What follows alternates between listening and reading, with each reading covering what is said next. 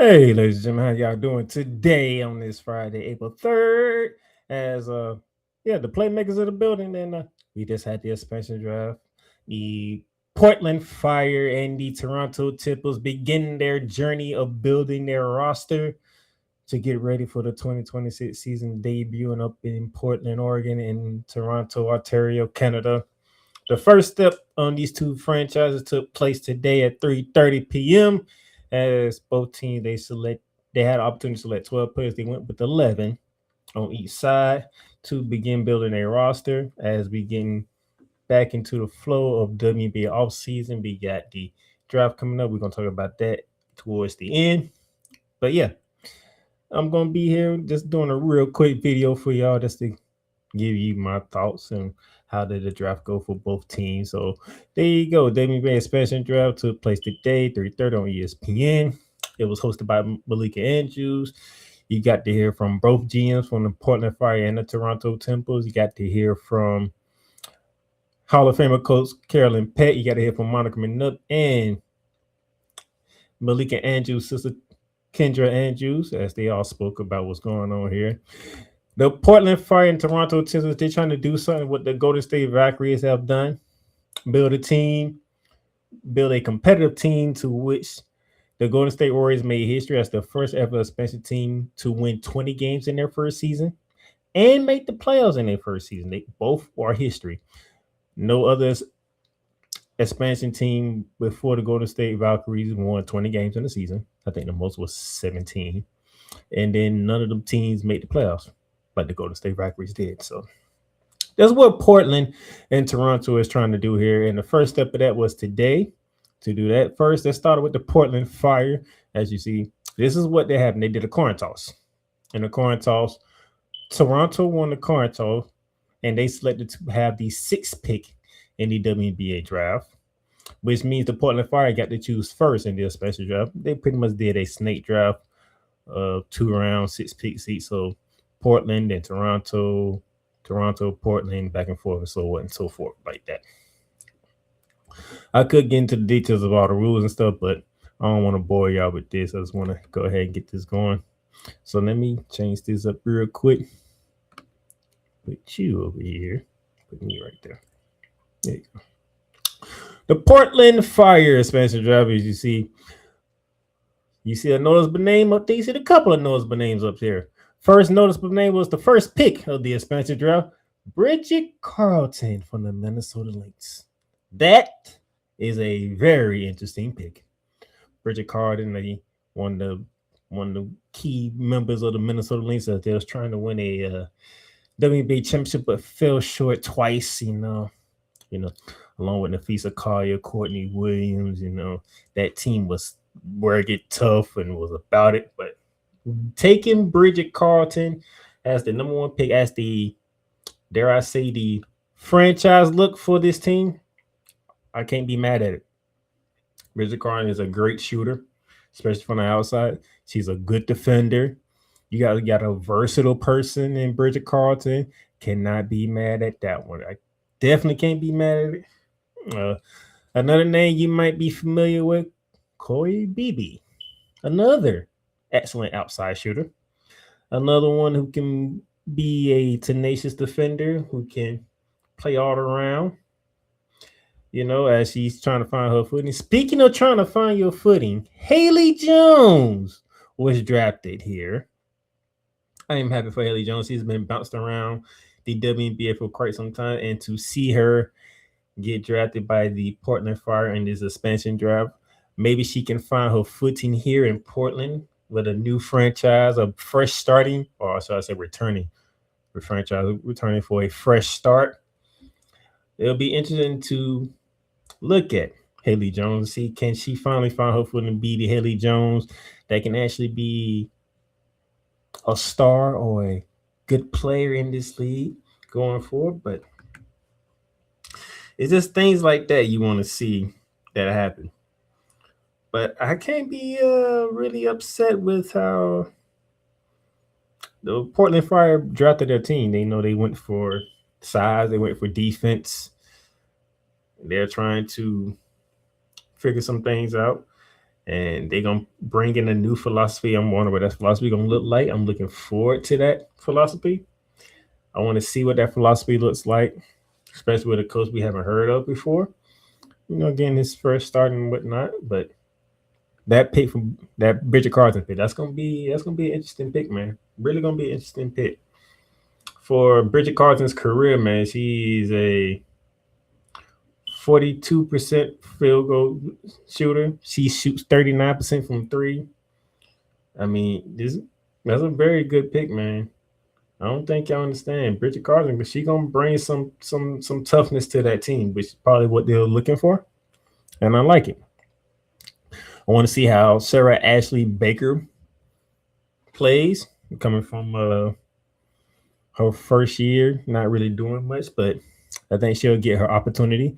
I'm looking forward to see what she does with the Portland Fire. So Portland Fire, I can see what y'all going at. Shooting, defense. It's gonna be interesting to see. Making sure y'all have guards that can handle the ball under pressure. Carly Latte is a great ball handler. So see what they do, see how that goes. That's the Portland Fire side of things, and I'm liking it. Let's go to Toronto Temple. Toronto Temple. Their first pick was Julia Ottman, another type of guard that can handle the ball and the person doing so. Those of you who don't know or are not from or who don't remember because it's been that long since we literally talked about WNBA in an extended moment. Sarah Brondell is the head coach of that team. So if you want to know why Nyara Sably is part of that team, there you go. That's your connection right there. Nyara Sably was part of the Liberty back in 2024 when we won the WNBA championship. She was with the team last year. Sandy Brown Bella coached the Liberty for the last time last year, which is an interesting pitch. Nyara Sably, she's the voice of the team. She's the one that can convey Sandy Brondello's messaging and tactics and coaching stuff to the rest of the team, because now you have somebody who knows Sandy Brondello, who's played on Sandy Brondello, can relay the message to the other players so that they understand what Sandy Brondello is asking for, why she's thinking this way, what she's looking for, stuff like that. Very nice pick by Toronto Temple. Very nice pick. Sucks that I don't get to see Nero outside in the New York Liberty form again. Kind of sucks, but hey, only could protect 5 players. I have to mention that the other 13 teams going to protect 5 players from being in the expansion draft, which is kind of ironic because it's like 127 free agents out there. We don't even know when free agency is going to start. So just want to throw that out there real quick. But I would love to see Nero outside in the New York Liberty uniform. Not going to do it. It's all good. Best wishes to you up north. Pretty sure your sister's proud of you as well because you're doing your thing. You got a championship and whatnot. An interesting pick that I did not see coming. I don't think a lot of people seen coming. Maria Marbury from the Connecticut Sun. Spent 1 year in Connecticut. She's going to Toronto. Very interesting pick here. Very surprising pick. With everything that's going on with Connecticut, even though it's surprising, I am happy for Maria Marbury because darn, when she got traded from Chicago to Connecticut, it was like, well, you just gonna trade her to a dumpster fire of a place because before you know it, Alicia Tumbles, she was traded to the Phoenix Suns. Then Natasha Cloud got traded to the New York Liberty. It was a whole fire sale, as my co-host would say if he was on here. A whole fire sale went on in the Connecticut Suns after the 2024 year, which why you saw what happened in 2025. And why this is the last year that the Connecticut Sun would be in Connecticut in 2026 before they move down to Houston and end up reforming into the Comets. But Maria Marbury, you don't have to deal with all that. You just go to a special team up in Toronto. You stay in the northeast part of the country, or northeast part area that's going up north to the Canada side of it. No problem. You should be good. Yeah. Cindy Brondell, I'm not going to question Cindy Brondell. She's a champion, 2-time champion. Before she won it with us in 2024, she won in 2014 with Phoenix. Diana Taurasi, Brittany Griner, and that crew. Yeah, she won it then. And then 10 years later, 2 years ago, 2024, New York Liberty with Breonna Stewart and Sabrina Ionescu, who, by the way, they are planning to resign with the New York League, which I am very happy about. Getting more details on that on Monday when we do the actual full Shooting Lights Out show. This is just a special for today, but I like what I'm not going to question seeing Brown Letters. She knows what type of team she wants to build. She knows the type of team she wants to have on the court. And it's going to be interesting to see how the Toronto represents and supports the Toronto tempo. Now that Toronto Raptors have been doing their thing, see how that city and country gets behind the Toronto tempo on the ladies' side. Portland gonna bring their thing. I know Portland gonna do their thing. I ain't gonna doubt about it. They've been waiting this long for it. They got it back. They're gonna do their thing. That Portland fan base is gonna show up. I believe the Toronto fan base is gonna show up. But if you are a Portland fan and Toronto fan, I'm here to tell you, I'm not mad at what both teams did in the expansion draft. They getting their supplemented pieces here, you know, and then the regular draft, which we'll get to in a minute.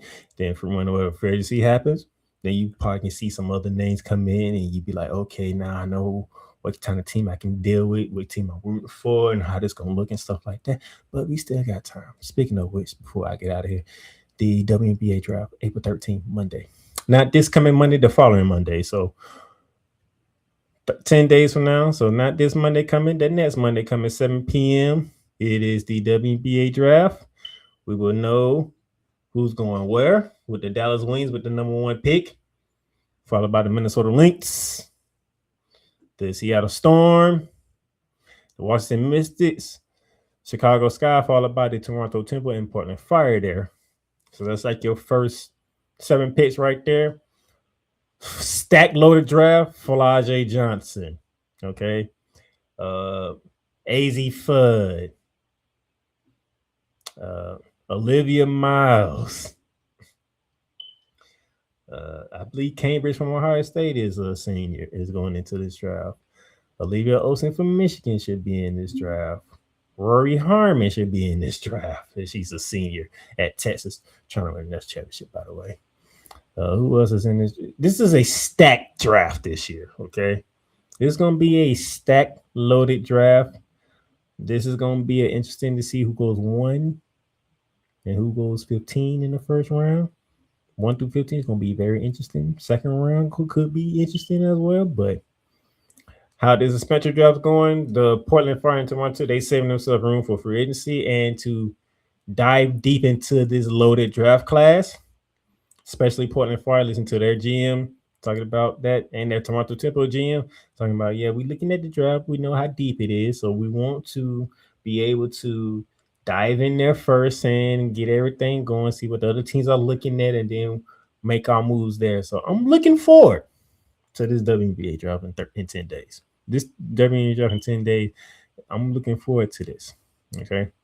But with that being said, we're coming up upon 4 minutes until 5:30, which means we are about a couple of hours away, about an hour and a half away from the Final Four on the ladies' side, where ESPN, ladies and gentlemen, if you watch it, get ready to watch it now. South Carolina, UConn in the first matchup, then Texas, UCLA in the second matchup. Winners of those games will be meeting on Sunday, Easter Sunday, for the national championship. I believe 2 or 3 p.m. on ABC. So let me go ahead and close. I get out of here. Y'all enjoy y'all Easter weekend. I will see y'all Monday for a full-fledged Shooting Lights Out show, and then I will let Cole Johnson say his piece about the expansion draft and what the Portland Fire and Toronto Temple did, and go from there. But happy Easter. Y'all be good.